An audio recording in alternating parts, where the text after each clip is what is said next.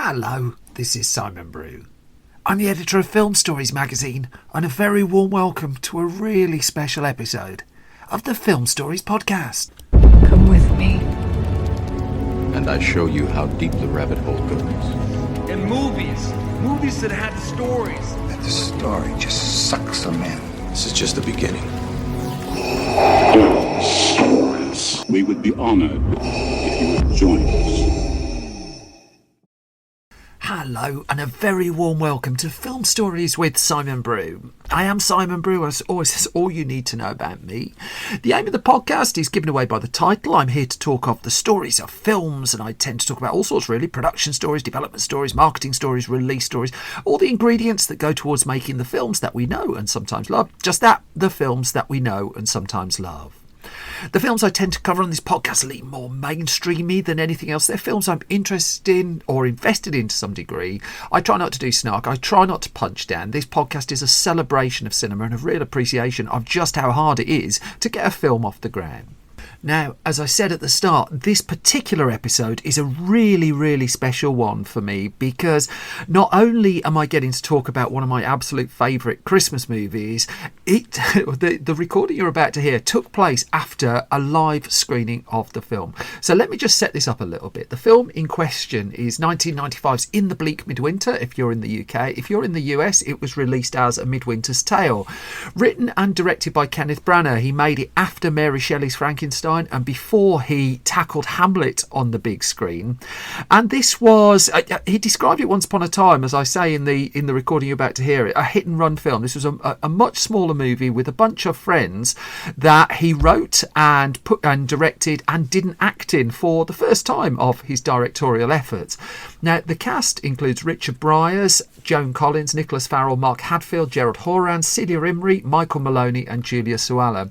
And so what happened on a really lovely Friday night in London, to a sold-out crowd, I managed to put on, with help from the brilliant Emma Turner and the film's associate producer Tamar Thomas, a really rare big screen outing for In The Bleak Midwinter. We got to see a brand new transfer of the film, and the film played an absolute treat. And then afterwards, well, we were joined by key people from the film who came on stage to chat about it. So what you're going to hear, and I do introduce them in the recording, but you're going to hear from the writer and the director of the film, Kenneth Branagh, as well as key members of his cast, Michael Maloney. You're going to hear from Nicholas Farrell, Mark Hadfield, Gerard Horan and Julia Suella. And we were all on stage in a line. Everyone gets to have their say here in the recording that you're about to hear. But I'm going to set all I think that's all the preamble you need, really. What I'm going to do is I'm going to set up the recording with a clip from the trailer for In The Bleak Midwinter, and then I'm going to jump straight to the film's finished, I'm introducing people to the stage, and you'll hear the conversation go from that point onwards. Hope you enjoy this. It was a really, really special night, and it's a really, really special film too. Why must the show go on? It can't be all that indispensable. The Hope Hamlet is a loser. We have to do the show for them, and if you won't do it, then... You should all be with your families. We're actors. Beggars. This is it. Yes, I've got it now. This is right. Absolutely. I've got it. Ladies and gentlemen, can I introduce some people to the stage for you? I'm going to introduce them one at a time so they can each get a mighty round of applause. We have Vernon in the audience. Mark Hadfield, please come up.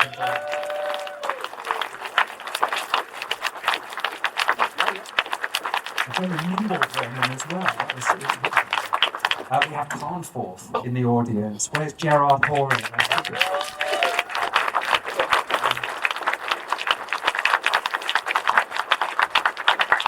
Promising as equally a buffer body as we've just seen on the screen, we have Tom Newman, Nicholas Farrell, ladies and gentlemen.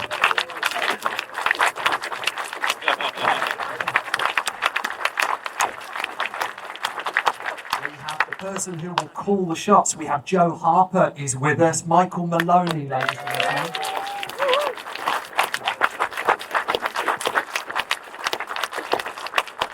Hopefully promising not to do a spectacular pratfall onto the stage. Nina Raymond is with it. Julia Suella, ladies and gentlemen.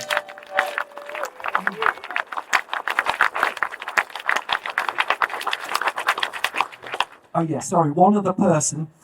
We have the writer and director, Kenneth Branagh.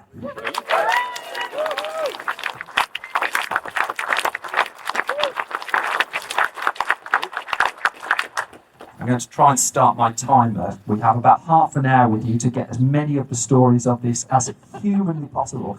So, can we start at the far end? We've got Kenneth Branagh. This was you. I'm just curious, what inspired you in the first place to make and pay for a film yourself, as I understand it, about a man who turned down a major sci-fi movie and put on Hamlet instead?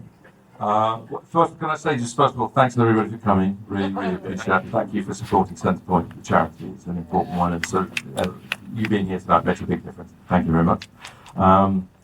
We were, obsession and the idea of trying to make comedy within the world that we were familiar with, where people put lots of masks on to get through things, was happening at the same time as working a lot around that time on the play Hamlet. So the idea of something that was mirroring the story of Hamlet, but that could be hopefully with some humour and some heart, looking at what obsessives do as you try to put stories like this together, and how perspective is lost and kind of twisted out of shape in ways that at the time seemed to be part of just how it all works out, even though we eventually get a bit of perspective on the melodrama. It felt like that's good material potentially to try and make some comedy. And if I've got this right, you were just coming off the back of Mary Shelley's Frankenstein. You were heading into Hamlet afterwards, and so this was, I think you described it once upon a time as your first hit and run production. Well, we didn't really know if the Hamlet was happening. We'd had a very kind of intense experience with the Frankenstein, but they paid me very nicely, thank you very much. And this was an opportunity to use, it's always been what I've been fortunate enough to do, is to, when you get some luck and maybe some cash, to be able to do something with a lot of people who I knew very well, some for the first time and everything, who I admired and who I felt, and I must say, I've got to say, but on a very personal level, I was so thrilled to see tonight that just how terrific you all were in the film. It was really just beautiful bits of acting I was very proud of. So I knew that was possibly going to happen, so I was very lucky, and I knew there were some people I'd love to work with who might do a wonderful job, and so they did. So very little is actually known about the making of this film. I mean, there's a line in there about we reveal too much about the behind the scenes, but this is a film where so little has come out. The most I could find was a press kit issued by Sony Pictures Classics in 1996, and Julia, it said in that press kit that you signed on to this without reading the script. You got the offer and you were straight in. Is that right? Did I? That's what it said. I mean, I'm hoping you know better than me. How did it come to you? How did you get involved? I knew there was Shakespeare involved.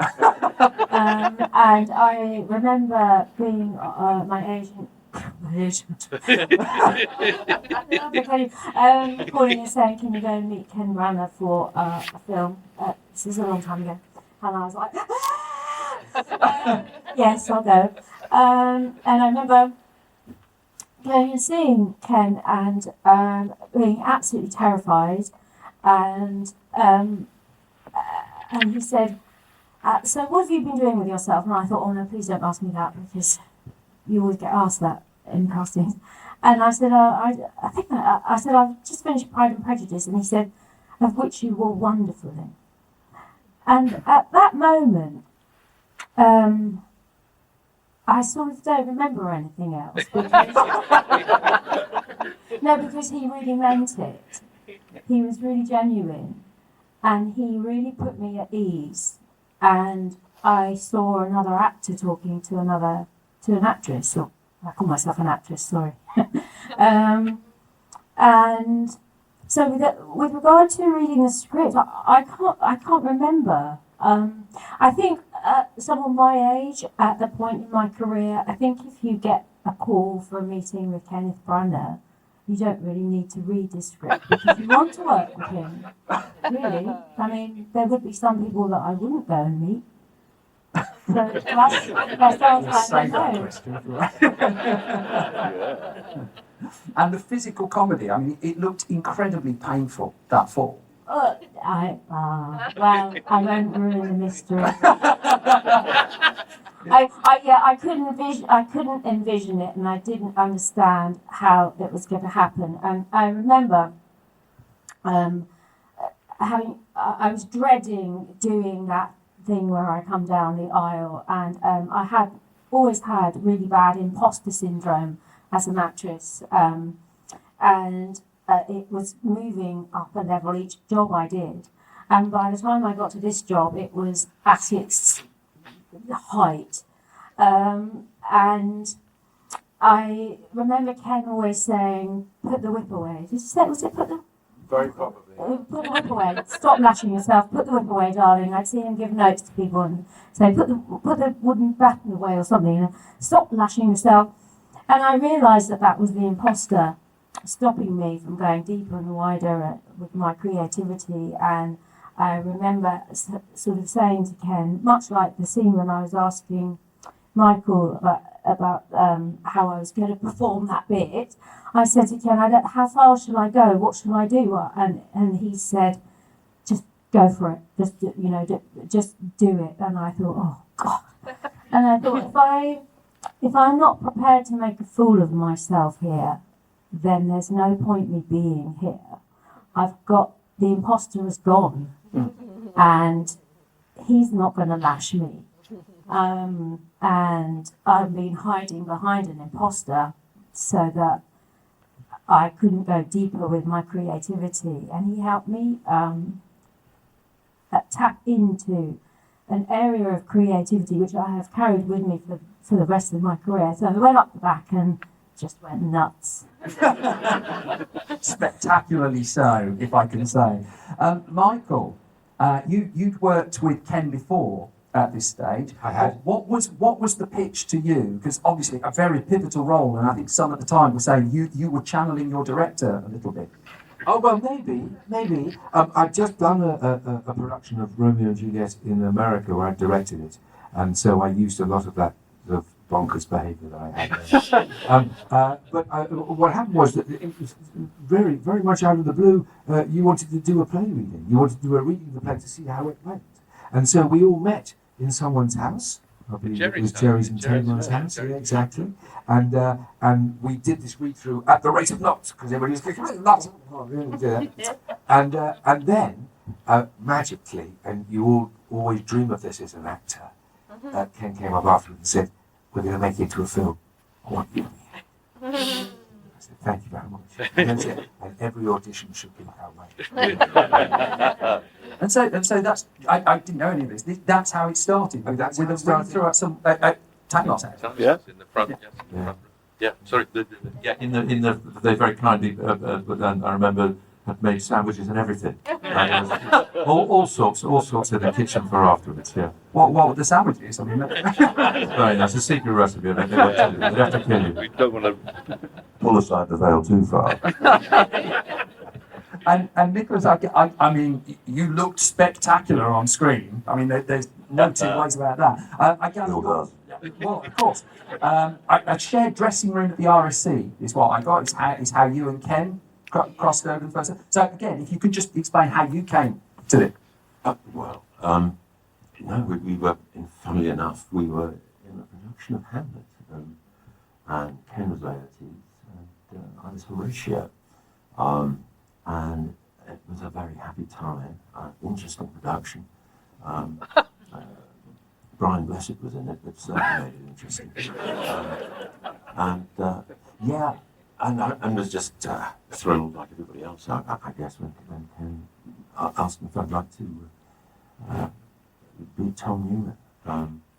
And I just remember lots of fun. I'd forgotten how incredibly effective the ensemble close-up can be in film, which we had quite a lot of. I mean, if you cast your mind back, there are quite a lot of scenes where there are about 7 or 8 characters all in the frame, which you don't often see. And a veiled way of complaining you didn't get enough plasma. I didn't think it was veiled at all. For instance, the scene, I think it's the scene before the read through, and everybody's sitting around that very long table, and Ken brilliantly did it with putting the camera on some tracks and slowly moving up, and it took in all the dialogue. And I mean, that kind of scene, sitting around a long table, if you're doing a television or a major film with that number of people sitting around a long table, it usually takes about a day and a half to film. And we probably did it in an hour and a half.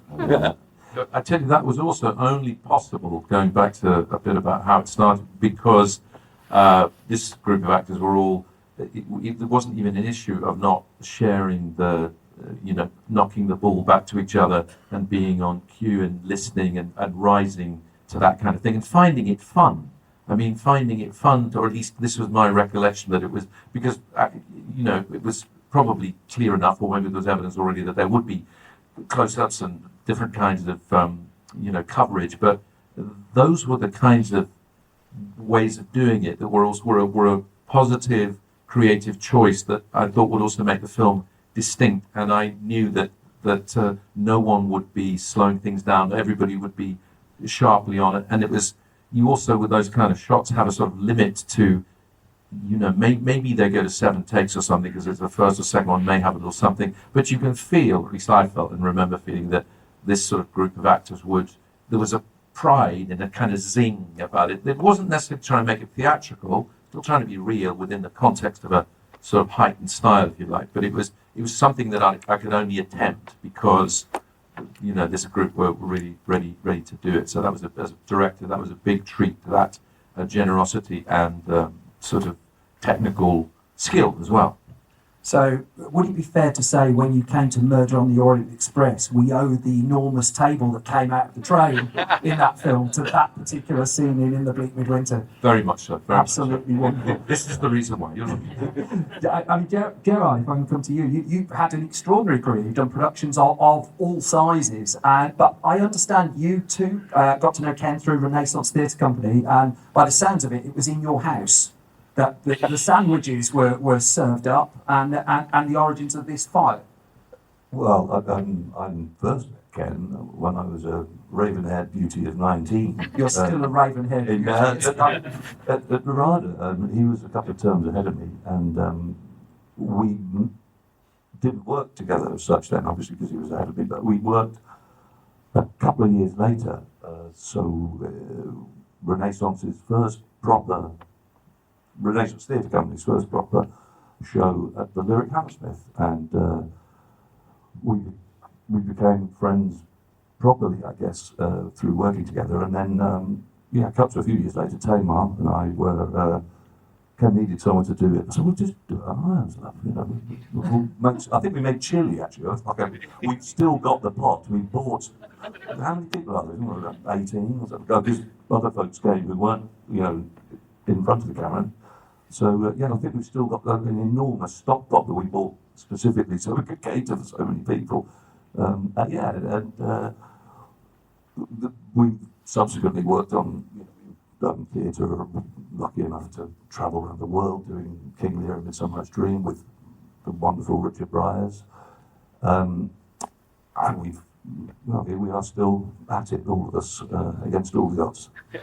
It is really strange for 30 years on, because I was sat watching you all watching the film, and I met you all just before, and to have an ensemble who still get on, it feels like quite a sort of Let's get to the bitchy stuff then. I'll hand it over to you right now. But that feels quite special. It's a great privilege to be employed doing any kind of decent work, but it's an even greater privilege to spend that time with people you love and admire, and I've had that privilege more than once because of Ken, and this job was an exemplar. I mean, we didn't stop laughing from that reading in our house, I think, just titting about really from weeks on end.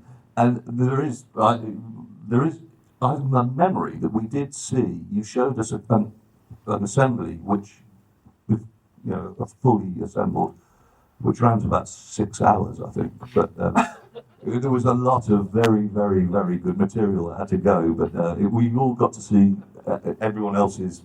You know, 'cause obviously you're not in every scene with everybody, so it was a great treat to see other people's work that maybe didn't always make it to the final cut. But it was a lovely job.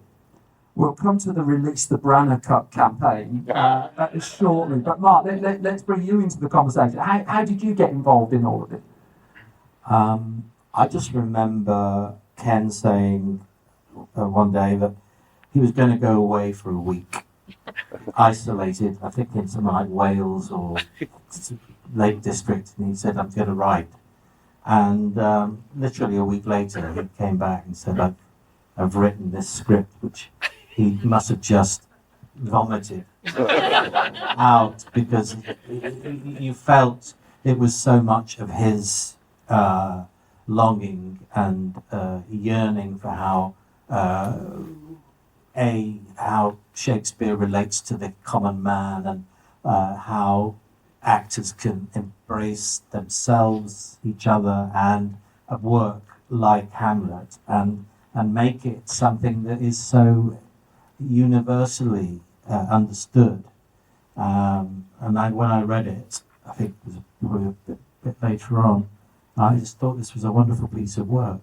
And we had I'd been very luckily been involved in Frankenstein. But Ken and I go back 40 odd years. We both at Carrara at the same time. But what I loved about the whole thing was that even though he was writing from himself, he actually tapped into personalities of the people he knew he wanted to be in the film. So there's little bits of all of us revealed, our insecurities, our pompousness, and our infidelities and all that sort of thing. It's just sort of a very honest portrayal of what actors are like, and how bringing them together as a family can produce such a wonderful piece of work, and something that everyone can enjoy. I'm fascinated by you all received a screenplay with Ken's interpretation of what you all were. Were there any of you where, let's just say, it hit a little bit close to the bone? Let's do it the charitable way. Well, Ken's a wonderful observer of people. That's so yes, isn't it? I mean, he's honest and generous. I was delighted that Ken had given me a part that gave me the sort of stretch of my career, probably. It was so unlike anything. Well, you gave it 132%. That's pre-apprentice as well. That was going. A lot of accents in there as well. I didn't know what you're talking about. So, I mean, Julia, say the script that you received, how different was that from what was seen in the end? Because there's been some implying that there was a little bit of, let's just say, titting about, I believe was the phrase, and that there was a 6-hour version of what you shot. So even if that's like double what it actually was, it strikes me there's quite a lot that didn't make it to the script. So what wasn't in the script that you saw there? What were the kind of things that were also cut out? I really have to be honest, I can't remember. I didn't remember this. You? Most of my bits, I think. We met for a week beforehand, didn't we? And we rehearsed and we chatted. And if there were stories that the characters had to tell, like the loss of your husband, for instance, and we found similarities. What had happened to you? What have you done for yourself? Have you done with you? And so on. And you had brought stories, and you took stories that we told and wove them into the. Yeah, I think I seem to remember that, but seem also to remember that it's sort of it's very natural. I can never, and I mean this genuinely, never quite work out whose idea was whose. You know, that if something seemed to work for a scene, it might have come from some shared moment. I always feel actors have got very, very good instincts about how to deliver comedy or what, you know. These are all very amazing to see Marky do the little shuffle around the coming in and do this little thing. I think we just said, Marky, if I keep the kid, can you?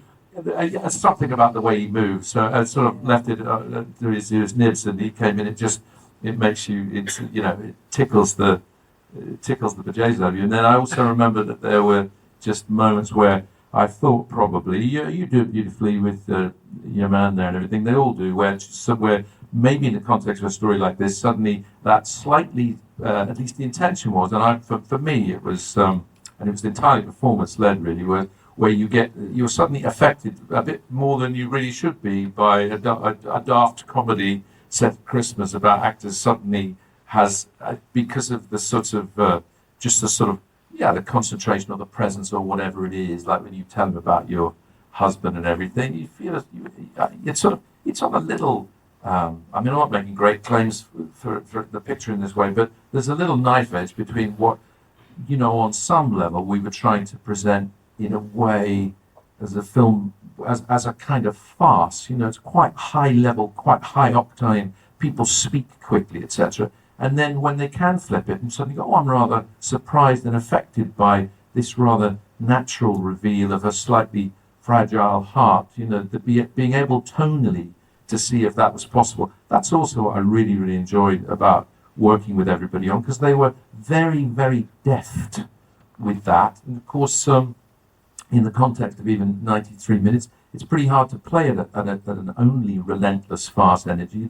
Some light and shade and contrast has to happen, and so it was very, very, very, very enjoyable to see people take those opportunities and be, as I felt tonight watching. Oh, gosh, that seems very, believable and touching. And you suggested that though, that scene on the bench. Is that right? Yeah.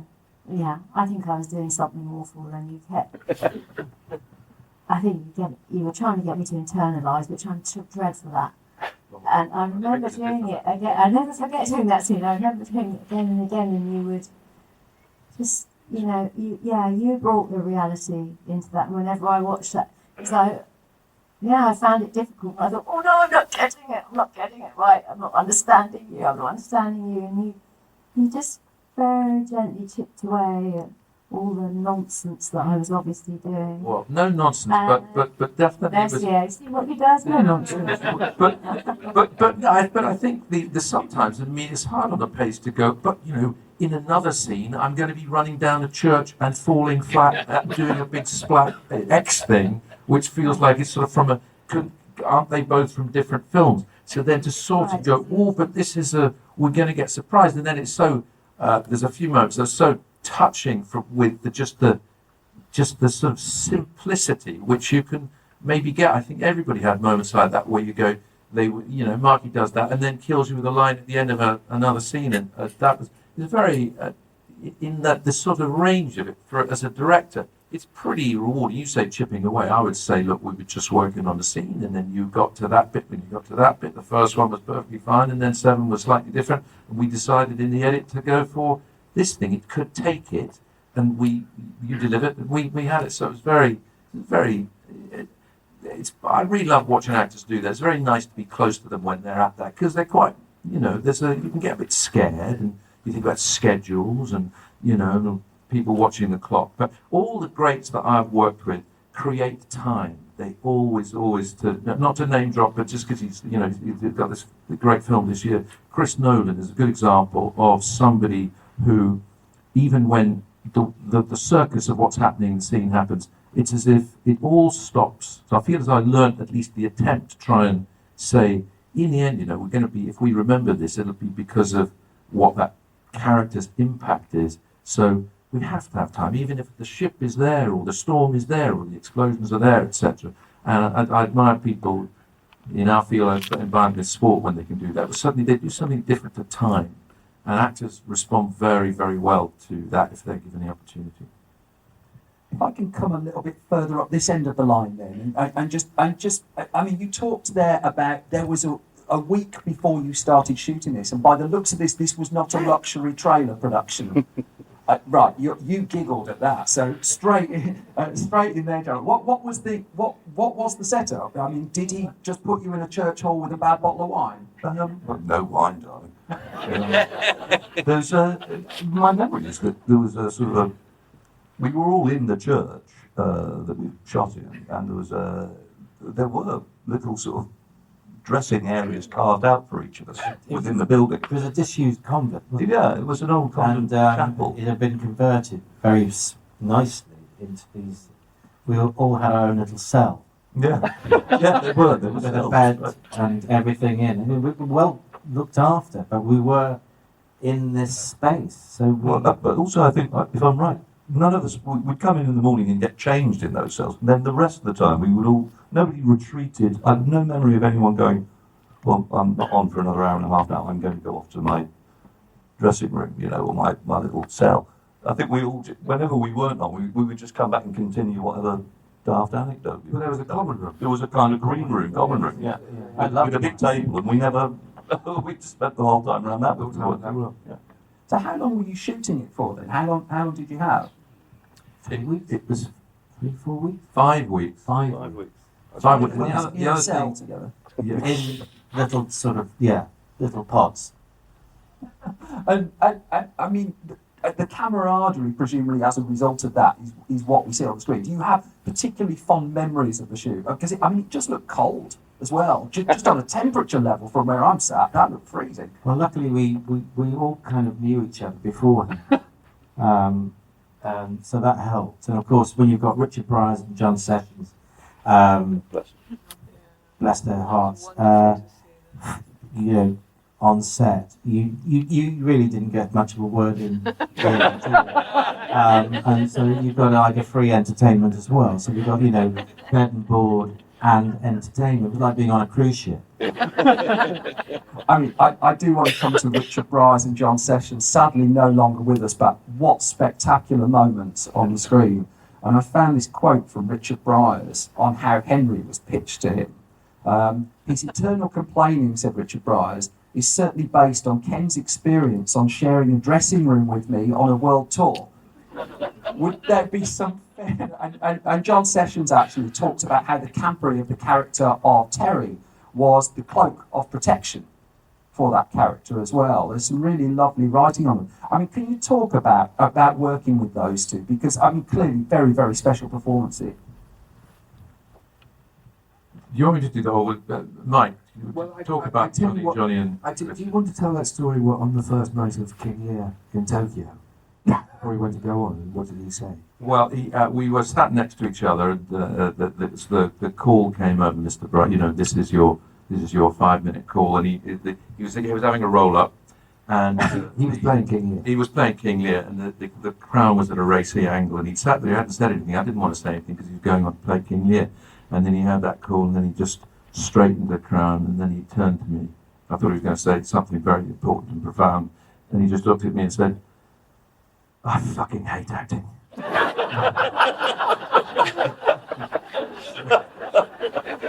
Which, frankly, was kind of profound because he was very good, and you just felt all of that thing. One thing I say, one of the greatest things that ever happened to me in my career was that everybody on this, I don't say this to sort of blow trumpet, it's just the way it went. Everybody got paid the same money. So they got paid the same money as Joan Collins, as the drivers, as the caterers, as the Sparks. And we managed to sell the film for just a little bit more than we paid for it. So on the day when we had a cast and crew screening, I remember we set a little table up outside, and everybody participated with the idea if they had some, whatever it was, 0.0 percentage or whatever, they had a sort of pro rata. If there were distinguished people who'd been doing it for years, that a bit more than somebody who hadn't been doing it for long, whatever. But anyway, literally everybody had a tiny percentage point in the movie. The town will remember this because we was a lot of time ahead of time filling the envelopes, and as they came out of the cast and crew screening, we gave them a check. We get everybody. Everybody. It was like you had to line up, and they'd seen the show, and now they were getting the bonus thing, which was an unbelievable thrill and a proper thank you, because of course it was great and we had a terrific time, but we were enabled by our colleagues and collaborators and everybody who put an equal amount of effort into it. So it was, I felt God bless Castle Rock for, as it were, letting us financially wipe our face and then divvy up what was left. And that was a really, it's never happened before or since, but it was a beautiful moment to see the look of all the people who were the jaws on the floor, the brilliant, glamorous and unbelievable, indefatigable and beautiful Joan Collins. I was completely and utterly speechless. Are you saying you just gave Joan Collins a brown envelope? We did, yeah. It was like my dad was working. I remember it was in a brown envelope was the kind of proof that you've done an honest day's work for an honest day's pay. So the idea that I think it was checks for some people and some folding money for others. But one way or another, it was we were able to follow through on something that we appreciated. Was we didn't. It was. Listen, it's nice when things go well sometimes. And it's very nice to be able to share it like that. And it was so appreciated as well at the time. And then that was the universe did us a bit of a favour, and we were most grateful to be able to help it out with where the cash was going. It's worth saying, actually, as well, as Ken just mentioned, part of the atmosphere of making it was that everybody had a vested interest, in the broadest possible sense. So that everybody that was there, not just the actors, the crew, every member of the crew, down to the drivers, everybody was a part of it in a proper invested sense. So it was the most properly collaborative project in that sense that I've ever been involved in, and it makes you wish it would be possible to do that kind of thing more frequently, because people genuinely will listen. People will listen to who maybe wouldn't be listened to. Everyone's opinions mattered and were listened to and considered, and it was a really thrilling environment that to work in. And Nicholas, would you say that this kind of thing feels like a one-off? Because I read, for instance, I could have picked anyone's CV here, and it's an extraordinary list of things. Has there been a project quite like this that you've done before? No. In a word, no. It was. I mean, there was. I don't know. Just because I haven't watched the film for decades, and just seeing it again, I just said to Julia, it's as if. I think naivety is the wrong word, but there's a sort of innocence to it that comes across. And I think that we all, probably not realising at the time, but thinking back, I mean, we did all get, as has been said, we all got on really well, and we just had a ball. It was such fun. And it was cold. Actually. Thank you. I didn't think I was going back. I remember one morning it actually started snowing, and I remember Ken saying to me, "Look, there's the little second unit camera, and they're just they've got a bit of time. If you want to go off in the snow and do something as Tom." And I could never find this bloody second unit. Because I thought it'd be lovely to have Tom trying to do some yoga or something in the snow, and then realising it was too cold and I got back into the church again. But it was just a very happy time. And certainly now I haven't done anything else like it before or since. Our time is running a little short, but what I wanted each of you to do, if this is okay, as I understand it, this is the first time you've all been together watching the film since the Venice Film Festival in '95, I think it was. Can we just go down the line and just tell, because again, I was watching you watch the film, and the reaction from each of you was quite extraordinary. Can you just kind of encapsulate what it's like to see just that slice of your life all this time later? I'll start this then, Mark. Oh my God. I'll give you the easy question. Yeah. Well, it's wonderful to see us all together again and see how over 30 years Nothing's changed. We all look marvellous as always. But it's just wonderful to see how, as I think Nick just said, about there was a naivety and innocence about doing the film, which we all embraced and enjoyed. And it's just so interesting to see what people have done subsequently and where we are now. Excuse me. And the way we relate to it now. I mean, I relate to it now as the same way I did when I first saw it. I've seen it several times over the last decades, and I'm always surprised and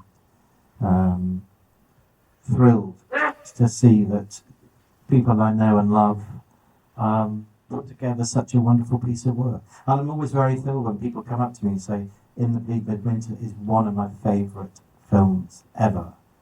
And I just think that's a wonderful thing, because we had no idea that was going to be the outcome. We just wanted to make a really nice film, written by a brilliant writer and director, and put together by a brilliant cast and crew, and the wonderful Tamar Thomas, whose first venture into producing it was. And we got away with it. So, Gerard, had you seen it fairly regularly? Are you someone who watches it fairly regularly? Shit, we all got to do one. Yeah. Come on, it's raining. I feel remarkably, this sounds such nonsense, lucky to have been involved. You know, I worked with Richard Byers, Kenneth Branagh, this bunch, Joan bloody Collins. I mean, it was such a treat, and I'm very sad as well to see the people that we missed and loved. There's lovely Teddy Dewsbury who's there at the end, Annie Davis, Robert Hines. It's slightly bittersweet to see it get to that, but it's how lucky we were. There were a couple of details actually I spotted when you've got John Sessions and Richard Byers underneath Muppet duvets. Who was in charge of the duvets? Where did that? And then was it just me, or was Joan Collins exercising next to a tomato ketchup bottle? Eating chips. Whoever was in charge of duvets, full credit to them. Nicholas, what's your recollection? How do you feel when you see it now? Well, I think it holds up rather well.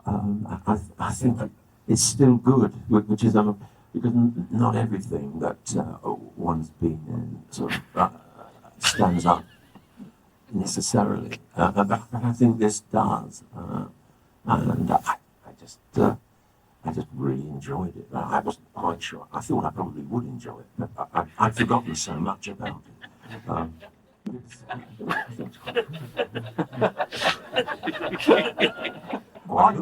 Quite good. I mean, it's a reviewer's panel and a half, this is, isn't it? 6 out of 10's down the line. Michael, how do you feel?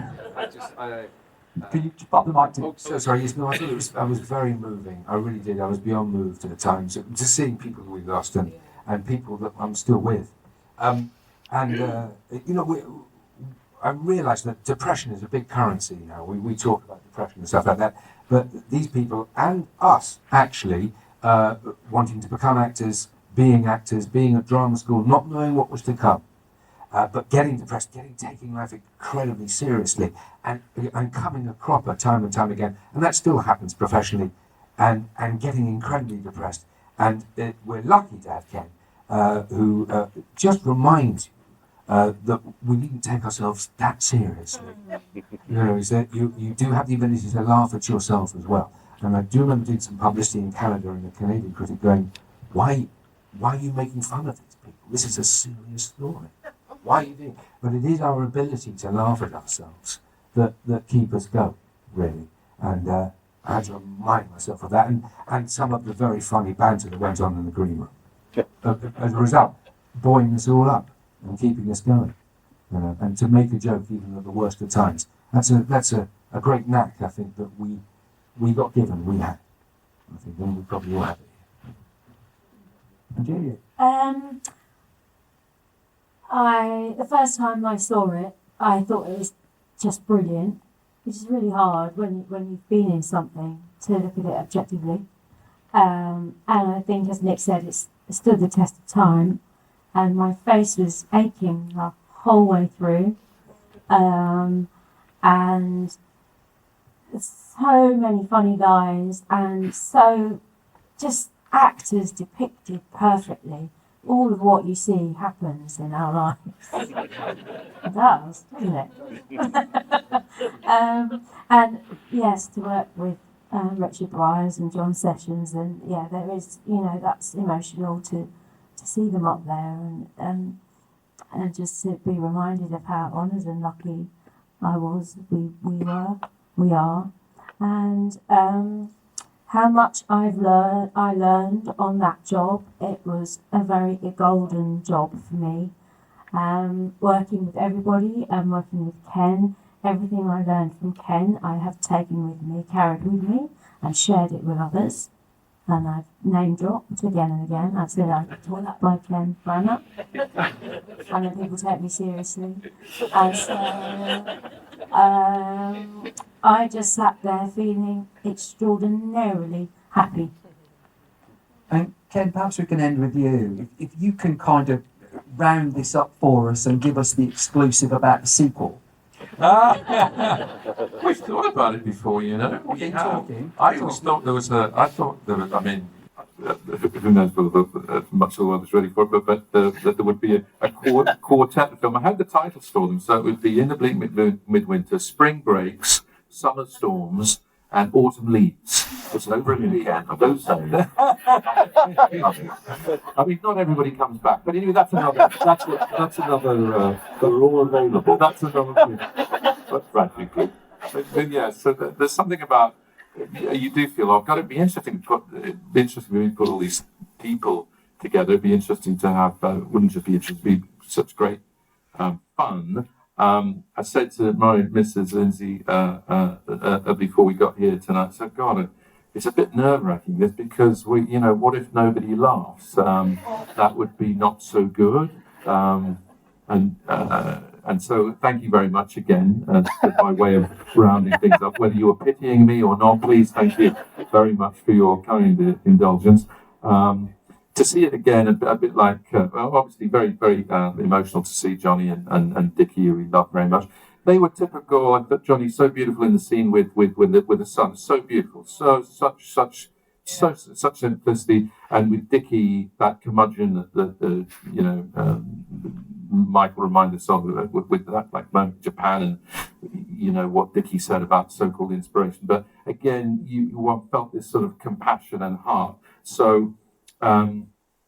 There was, for me, watching it, actually, I was very, very grateful people laughed, but I was very, very touched to be reminded of the sort of the heart, the ability of these actors and the generosity of them to just simply be saying simple things which maybe we say lots of times or don't say or can sound a bit trite, or in the crazy business of human relationships and all the rest of it, where we make big mistakes and sometimes we got an insight and then we walk backwards and sometimes we've got something else to say. We fall down, we get up, we fall down, we get up, whatever.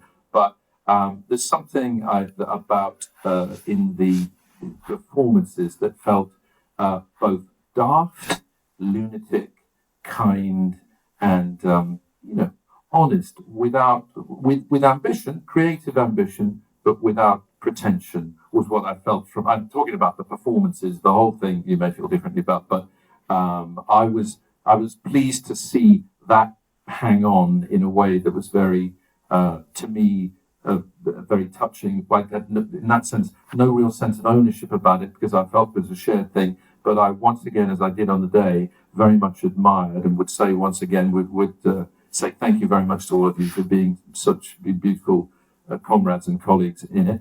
And Simon, thank you also very, very much. This man has been very patient over many years trying to get us lot together to have a screening for people who might be interested. Again, thank you very much. And so thank you for your patience and persistence and kindness and all the people here and at Centrepoint and everybody who tried to make this happen. So I think that's a call from your agent. You must take it. You must take it. And I told you, not everybody's coming back.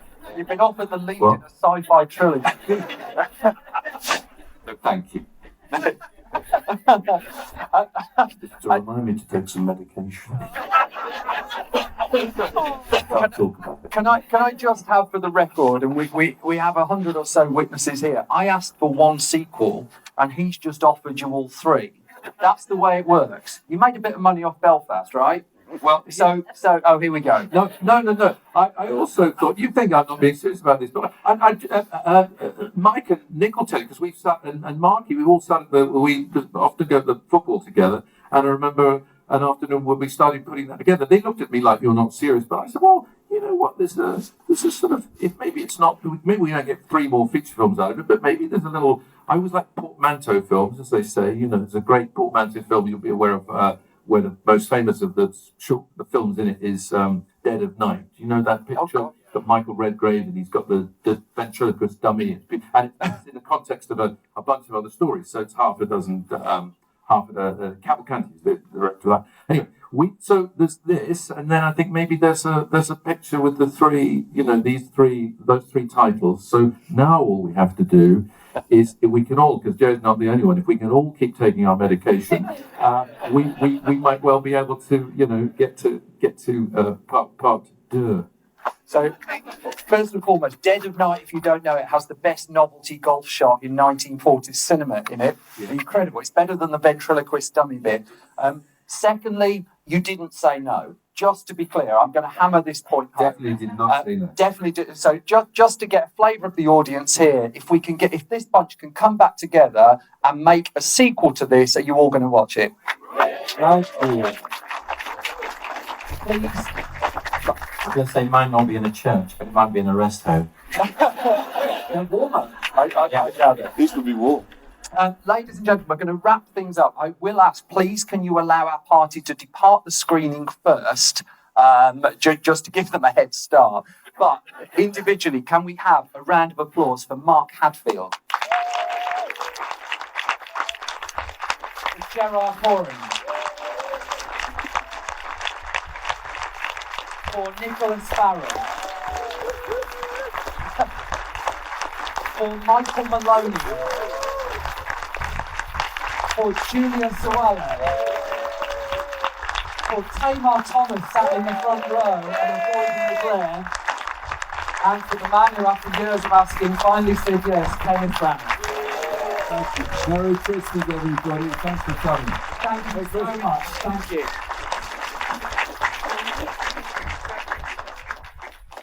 And there you have it, the end of a really wonderful evening, including the exclusive news that further instalments potentially are in development for those who, like me, really, really adore the film.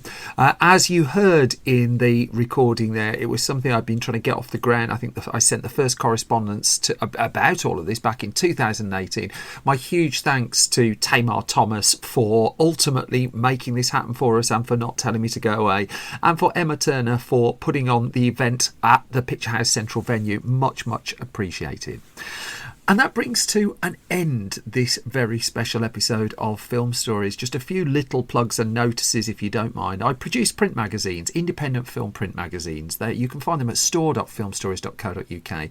There's one that's just for young film fans. It's called Film Junior, and really, really proud of it that youngsters get to write it and are paid for it as well. And I don't think there's a magazine out there that's like it. And then we've got Film Stories, 168 pages each issue, a heavy focus on British film as well. You can find both of those at store.filmstories.co.uk. You can find Film Stories website at filmstories.co.uk. That's updated with movie news, reviews, features, non-clickbait, non-AI. We're trying really hard to do this properly, which is very, very uphill. But again, if that's something you can support, much appreciated. If you want to support this podcast, there are 3 main ways other than lending it your ears you can do through which you can do so. You can support it financially by going to patreon.com/SimonBrew. You get the podcast early, you get it ad-free, and you find out behind the scenes gossip. You certainly got the heads up on the tickets for the show that I've just played details of. If you can leave a review at your podcast home of choice, that costs you nothing and is hugely, hugely appreciated. And likewise, if you can subscribe to the podcast, it's those things that make a real difference to independent podcasts such as this. But I think that's enough from me. I think you've heard far more than anyone would ever want to hear from me over the past year. Thank you to everybody who's supported Film Stories. We may just have one more special episode to come before 2023's out. If I don't quite get that over the line, thank you for all of your support. I'm wishing you a really lovely Christmas, a really lovely New Year. I hope life finds, no matter what you're going through at this time of year, assuming you're listening to this around Christmas, I hope there's a smile in it for you somewhere. Take care, the very best. Bye-bye.